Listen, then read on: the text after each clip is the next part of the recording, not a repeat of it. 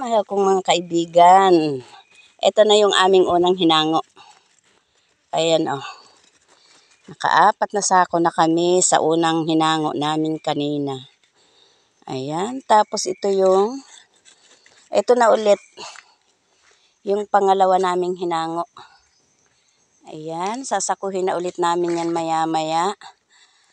Hihintayin lang namin na medyo lumamig dahil baka siya ay may apoy at masunog yung aming sako. Pati sako namin madamay sa pagkasunog.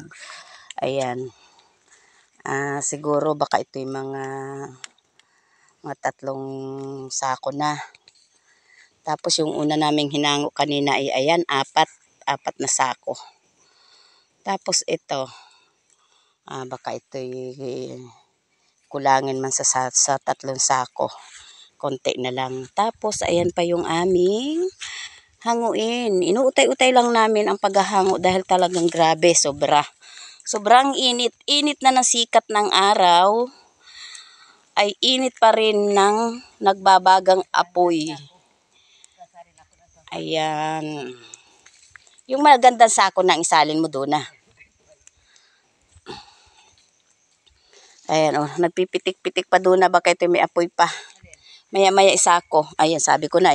Sabi ko na, nakakarinig ako nung napitik. Ayan, yung bagong bagsak ay. Ito. Yung bagong dikit dyan. Yan yung last na kinalaykay ko kanina. Ito pa doon na. Baka maubusan tayong tubig. Ito.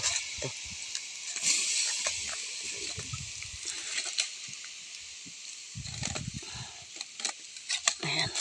Pa yan. Lay na lang pagka maubos.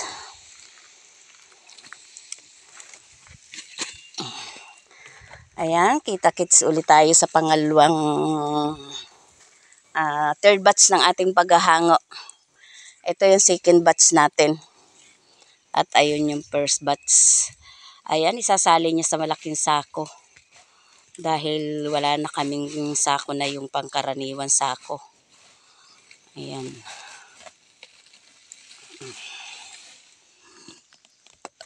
Patay. Apoy? Hindi. Ay, mahuna. Yan ba yung bilig mo dala? Ano na laang, saklob. Ay, kulangin tayo sa sako. Ayan, kita-kits na lang ulit tayo mamaya sa pangatlong hango natin mga ka-idol.